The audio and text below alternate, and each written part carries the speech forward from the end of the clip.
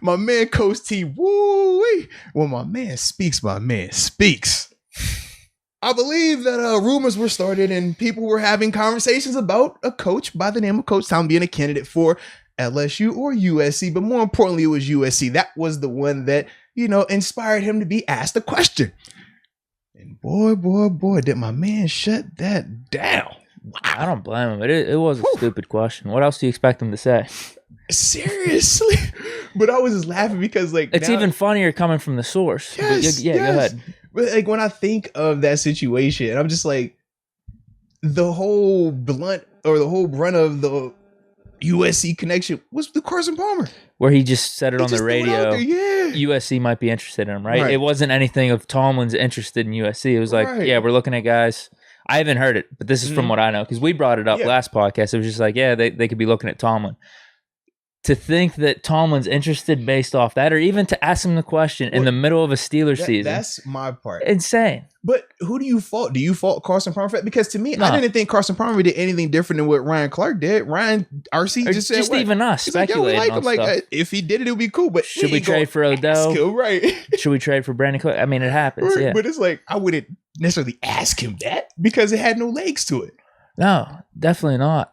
But here's the question. Here's the dirty secret. Uh-oh. Did it actually work out in what regard? The reporter's favor, who was ever asking it? Because you saw what happened afterwards, the response and how much legs that it got. Not necessarily that Tomlin's going to USC, but just the media coverage of it over a day. To an extent, but it's funny because the reporter was Tim Benz who asked him. Oh, was it? Yeah, and people have been bashing him about asking that question, questioning his journalistic, his level of professionalism. He probably doesn't care, though. He doesn't. There's no way he cares. If he's asking it, there's no way. But it's funny, though, because now you see, especially Pittsburgh media now, they're trying to defend each other or they're attacking each other. And you're just like, well, I mean, he asked the question. I mean, you brought it on yourself. Not saying that it was a bad question, but if you thought that was necessary to ask, you get the answer you get. And that was my thing. Because people were getting on Coach T. And it's like, why does he have to respond like that? Did he need to be that harsh? He could have laughed it off. And it's like, nah, this dude's in the middle of a season. Like you said, bro, he got a big game against Cleveland this week.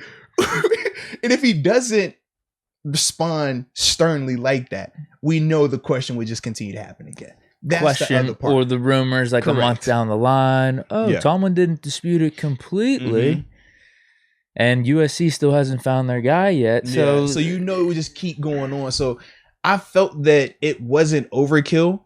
I know people are they had the racial undertone. People tried to start bringing that up with ESPN and stuff like that. I never felt that was the case when he brought up Sean Payton and Andy Reid. He brought those two up because those are his contemporaries. Yeah, they've been both coaching for decades. Yeah. And those are the guys, when we talk about Coach T, who do we always compare him to?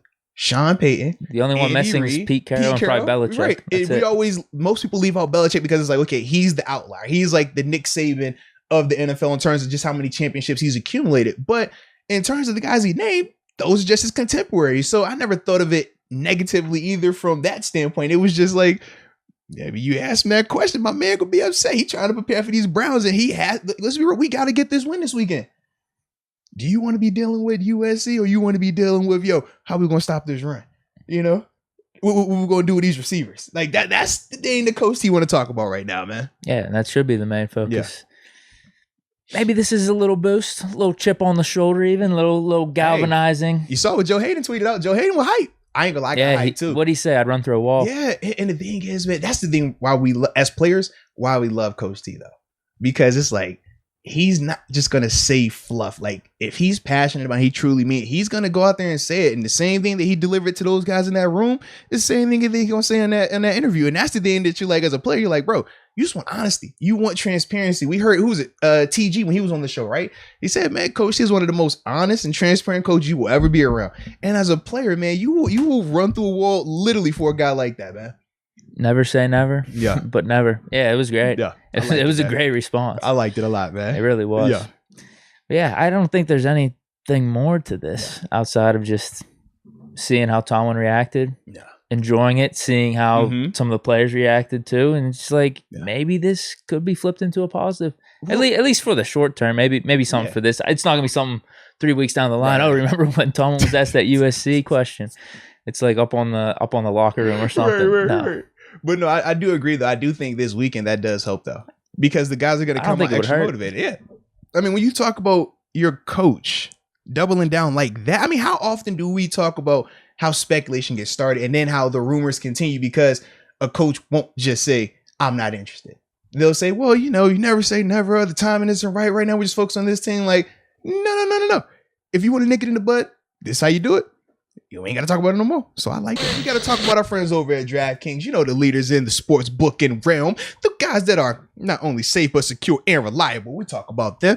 And we talk about how we got to have promo codes, right? Because if we don't have a promo code, we're not talking about them. So it's this simple.